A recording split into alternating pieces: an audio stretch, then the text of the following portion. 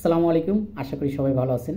আজকে আমি আপনাদের সামনে টিডিএস নিয়ে আলোচনা করব, অর্থাৎ ট্যাক্স ডিডাক্টেড অ্যাট সোর্স, মানে কর হতে উৎস কর কর্তন।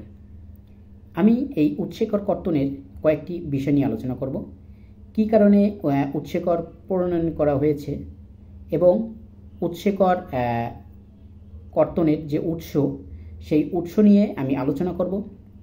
তৃতীয় যে বিষয়টি নিয়ে আলোচনা করব, উৎস কর যদি না কর্তন করে সেক্ষেত্রে দায়বদ্ধতা কার, সে বিষয় নিয়ে আমি আলোচনা করব। চতুর্থত যে বিষয় নিয়ে আমি আলোচনা করব তা হচ্ছে উৎস কর কর্তনের যে টাকা, এই টাকা জমাদানের যে সময়সীমা, সেই সময়সীমা নিয়ে আমি আপনাদের সামনে আলোচনা করব। তাহলে আসুন প্রথমে আলোচনা করি যে উৎসে কর এই প্রণয়নের কারণসমূহ কী। দেখুন, একটি দেশের প্রধান আয়ের উৎস কিন্তু কর। করের টাকা সংগ্রহের মাধ্যমেই কিন্তু আপনার একটি দেশের সরকার তার দেশের যে সকল ব্যয় আছে সেই ব্যয়গুলো করে থাকে। কিন্তু সরকার কিন্তু দেশের জনগণের কাছ থেকে একটি নির্দিষ্ট সময় পর কর সংগ্রহ করে, কিন্তু সরকারের ব্যয় হয় কিন্তু সারা বছরই ধরে। এই খরচ ব্যয়, সরকারের এই ব্যয়গুলো মেটানোর জন্যই সরকার জনগণের কাছ থেকে আগে থেকে উৎস কর কর্তন করে রাখে। আরেকটি যে বিষয়, সে বিষয়টি হচ্ছে আপনার কর ফাঁকি দেওয়ার যে প্রবণতা, এই প্রবণতাকে হ্রাস করার জন্যই কিন্তু সরকার উৎস কর প্রণয়ন করেছেন। তাহলে আমরা উৎস কর প্রণয়নের কারণসমূহ জানলাম। এখন জানব যে এই উৎস করের যে উৎস, কোন জায়গা থেকে এই উৎস কর কর্তনের উৎসসমূহ আমরা জানব।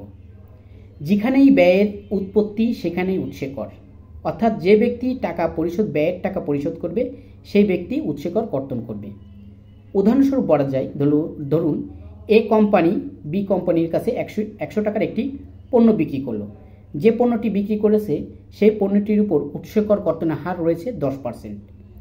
বি কোম্পানি যখন এ কোম্পানিকে টাকা পরিশোধ করবে তখন বি কোম্পানি উৎস করের 10% কেটে রেখে 90 টাকা বি কোম্পানিকে ফেরত দিবে এবং পরে বি কোম্পানি ওই টাকা ট্রেজারিতে জমা রেখে, সরকারি ট্রেজারিতে জমা দিয়ে পরে এ কোম্পানিকে ওই 10 টাকার চালান প্রেরণ করবে। এখানে আপনাদের বলে রাখি যে উৎস কর কর্তন করতে পারবে কয়েকটি প্রতিষ্ঠান। সেই বিষয় নিয়ে আমার অন্য ভিডিও আছে, সেটি দেখবেন যে কারা কারা উৎস কর কর্তন করতে পারবে, কোন কোন প্রতিষ্ঠান, সেই বিষয় নিয়ে অন্য একটি ভিডিও আছে, সেটি আপনারা ফলো করবেন। কোনো ব্যক্তি কিন্তু উৎস কর কর্তন করতে পারবে না। যে সকল প্রতিষ্ঠান উৎস কর কর্তন করতে পারবে সেটি নিয়ে আমার অন্য একটি ভিডিও আছে, সেটি আপনারা ফলো করবেন। তো আমরা উৎস কর কর্তনের উৎস সম্পর্কে জানলাম। এখন আমরা জানব যে উৎস কর কর্তনের না করলে যে দায়বদ্ধতা। আয়কর আইন আপনার 2023-এ ধারা 143-এ বলা হয়েছে, যদি উৎস কর কর্তন কোনো ব্যক্তি যদি না করে, তাহলে যে ক্রয় করেছে এবং যে বিক্রয় করেছে, মানে ক্রেতা এবং বিক্রেতা উভয় যৌথভাবে দায়ী হবেন এবং এর বিধান রয়েছে আপনার সর্বোচ্চ 10 লক্ষ টাকা জরিমানার বিধান রয়েছে। এখন আসুন আমরা জানব যে উৎস কর আপনি কর্তন করেছেন কিন্তু সরকারি কোষাগারে আপনি জমা দেননি, সেক্ষেত্রে আইনের কি বিধান রয়েছে। ধারা 143-এ বলা হয়েছে যে কোনো ব্যক্তি উৎস কর কর্তন করেছে প্রতিষ্ঠান কিন্তু সরকারি কোষাগারে জমা দেননি, সেক্ষেত্রে সে খেলাপি ব্যক্তি হিসেবে পরিগণিত হবে এবং এই ব্যক্তিকে উৎস করের টাকা সহ আপনার 2% হারে জরিমানার বিধান রয়েছে এবং এটি সর্বোচ্চ 42 মাস ধরে চলতে থাকবে, মানে 24 মাস পর্যন্ত চলতে থাকবে। তো আমরা জানলাম আপনার উৎস কর কর্তন না করার ক্ষেত্রে যে দায়বদ্ধতা, সেই দায়বদ্ধতা সম্পর্কে জানলাম।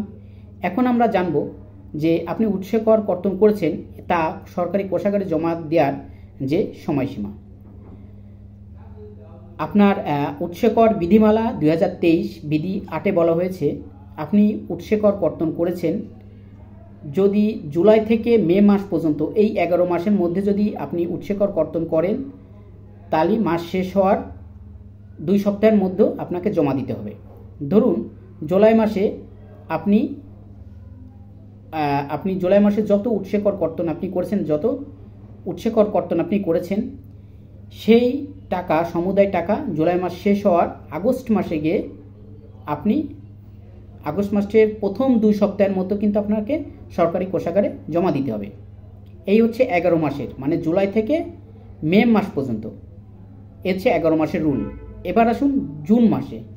জুন মাসের 1 তারিখ থেকে 20 তারিখ পর্যন্ত আপনি যে উৎসে কর কর্তন করবেন, এই কর্তনের টাকা পরবর্তী 7 দিনের মধ্যে, আপনি যে তারিখেই কর্তন করবেন পরবর্তী 7 দিনের মধ্যে আপনার সরকারি কোষাগারে জমা দিতে হবে। এর চেয়ে 20 দিনের সময় গেল, এবং এরপরে 10 দিন যে সময় থাকে, এই 10 দিনের মধ্যে আপনি যে উৎসে কর কর্তন করবেন তার পরের দিনই সরকারি কোষাগারে জমা দিতে হবে। তাহলে আমরা উৎস করের কর্তন সম্পর্কে কি এবং উৎস কর কর্তন সম্পর্কে আমরা সহজেই ধারণা পেয়ে গেলাম। ধন্যবাদ সবাইকে।